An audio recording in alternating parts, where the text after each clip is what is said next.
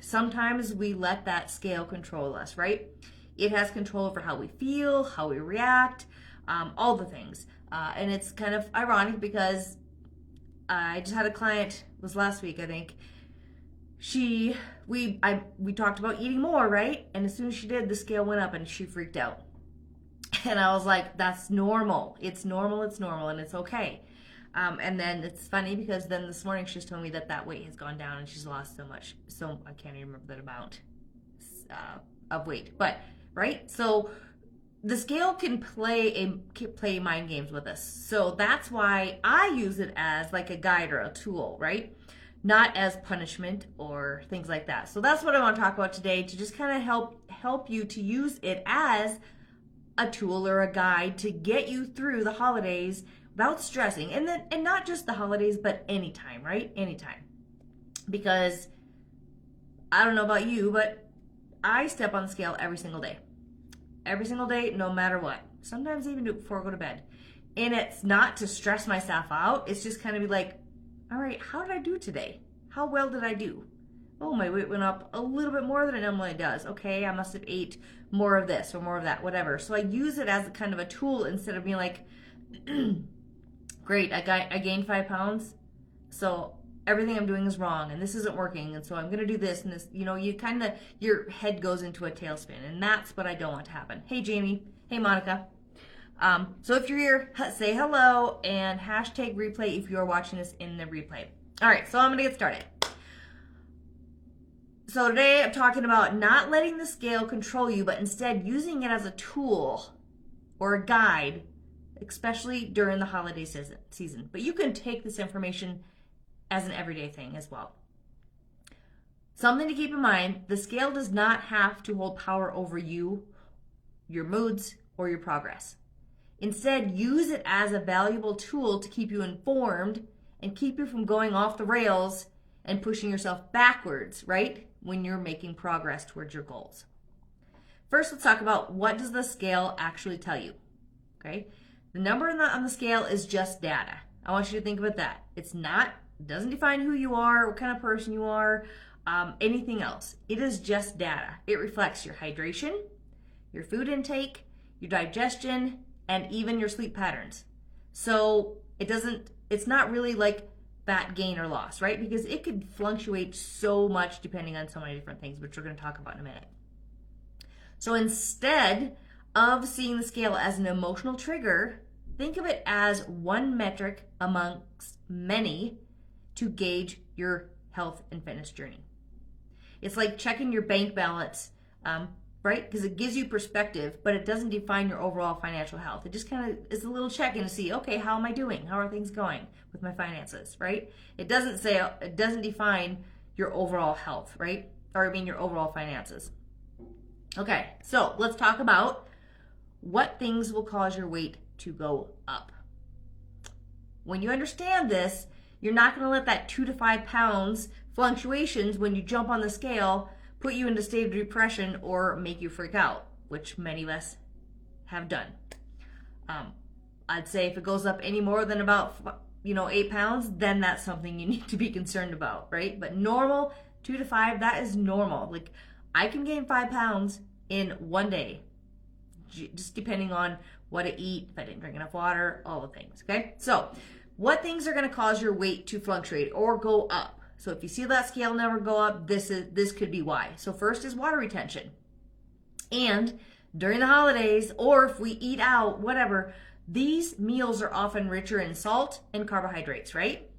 So think of salt. Consuming higher amounts of sodium, like if you're eating ham or stuffing or gravy, which have more salt, this is going to cause your body to retain and hold on to water. So for every gram of sodium your body holds on to, it's going to retain several grams of water to balance it out. That's normal. That's your body's way of protecting itself. Excuse me. Hey, that's normal. But that's also going to make that scale go up, okay? Carbohydrates, they are also full of water, right? That's fiber, water, fillers. They make you feel more full. When you indulge in holiday sweets, breads, or casseroles, your body stores some of those extra carbs as glycogen in your muscles and your liver. So for every gram of glycogen stored, your body also holds on to about 3 grams of water. So that's a lot, 3 grams of water. This is why the scale is going to jump after you eat a lot of carbs. Doesn't mean that you're getting fat. It just means that you're retaining water and holding on to more water, okay? Something to keep in mind. That's going to happen after Thanksgiving, 100%, unless you're doing no carbs. My guess is that's not going to be the thing. Another thing that's going to help to make your weight go up on that scale is slower digestion. So a lot of these holiday meals or eating out, I'm going to put these two hand in hand because you can't control what is in those meals when you're eating at somebody else's house or when you're eating out at a restaurant, right? So holiday meals are often larger and include more fats like butter, cream, the rich desserts. This can take longer to digest. So you combine that with not moving as much after a big meal, and it's common for that food to kind of sit more in your digestive tract longer than normal. This can add weight, but it's simply undigested food. This is why I said that if you can go for a little walk afterwards, it's going to help with digestion and you're not going to see that scale move as much, right? Another way to keep that weight down.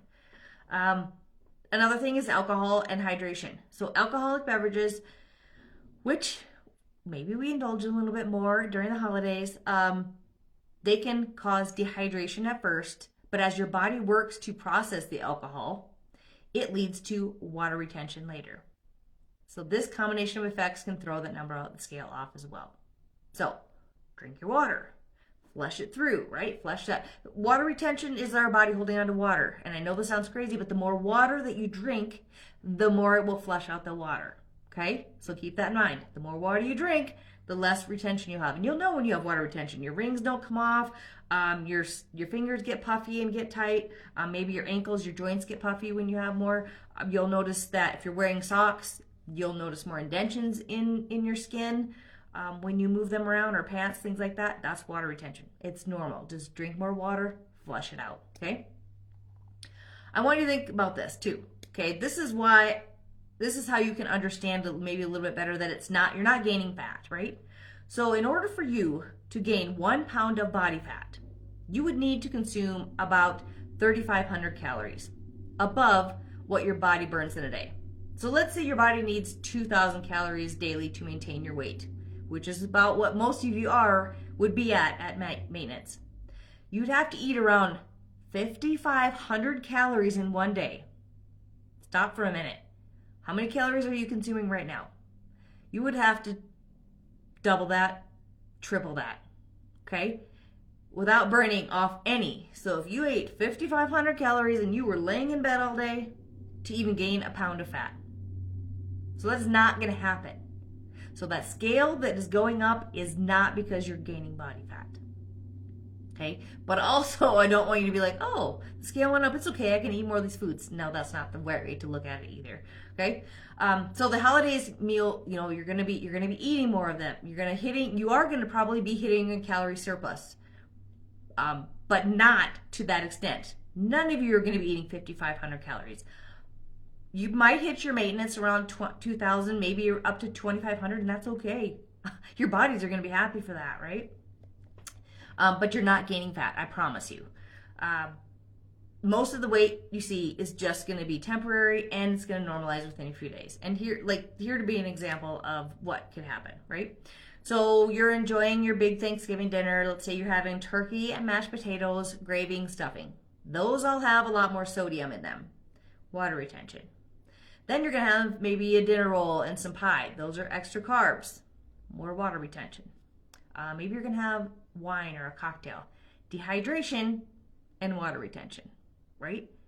Not saying these foods are all bad, but your body's going to retain water, which is going to make that scale number go up. So the next morning, you're going to step on the scale and you're going to see 2, 3, 4, 5 pounds heavier. And that's when we freak out. And we're like, oh no, I'm going the wrong direction. But here's most likely what's happening.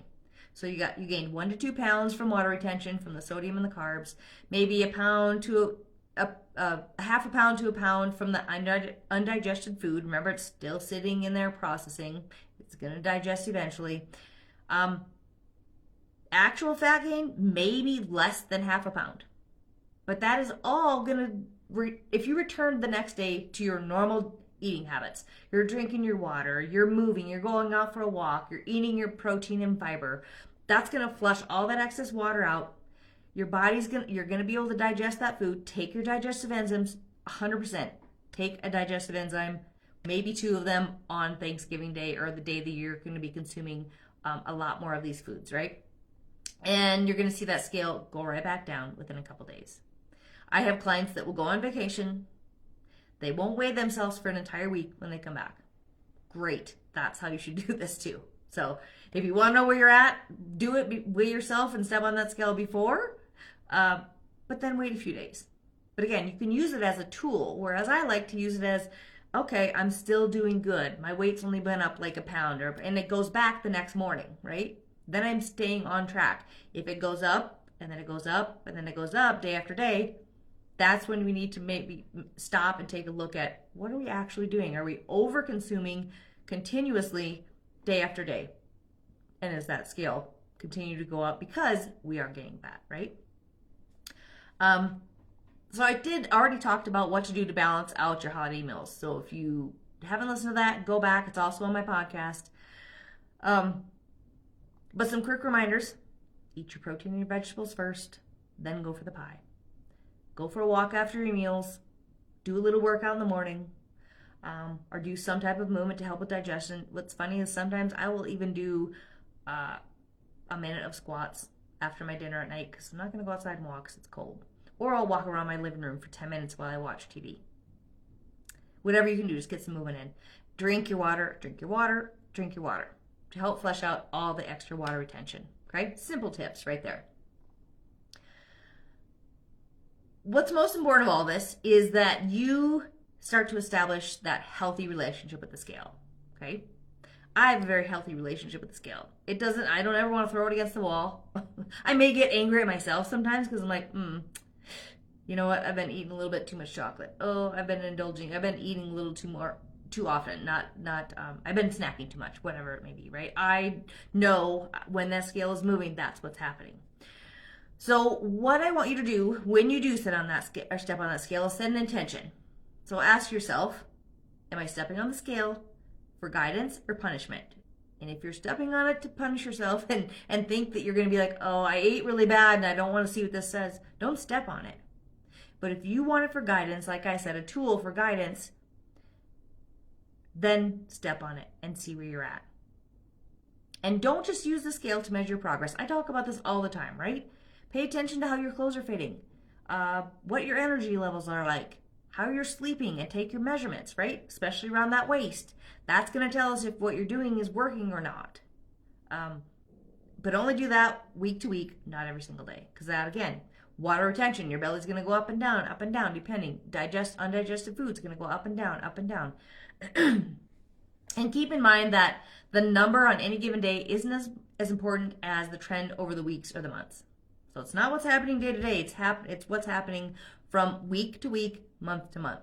And that's why we take those measurements, we take those photos so we can look back month to month, week to week, and see what progress is being made. Okay? And the last thing to keep in mind over the holidays is to give yourself grace. As long as you don't go to the holidays with the, I am going to pig out and eat whatever I want mentality, you're going to do just fine. You have a plan. We've already talked about a plan. You know what things to do to kind of keep you on point. We just talked about using the scale as a guide. This one day isn't going to derail your months of progress. I guarantee it. But if you stress about it and you're constantly being like, oh my gosh, I'm afraid to eat this or about this, I'm going to gain weight and I'm going to set myself back, that stress will, because that's going to drive your cortisol levels up. It's going to put more belly fat on. So don't stress about it. Just let it go. One day is just one day. Move on. Drink the water. Eat the foods. The scale doesn't have to control your holidays or your emotions. When you use it, when you learn how to use it as one piece of many tools in your health journey, you can get through this season with more confidence and feeling good about yourself. Okay? Celebrate the moments that matter the most, and remember, your your health is a marathon, it's not a sprint. So again, it's not what happens day to day, it's what happens week to week and month to month. So I hope this information was helpful. And if you have any questions, just let me know. I'm always here to help. And happy holidays. And have a great rest of your day. Bye-bye.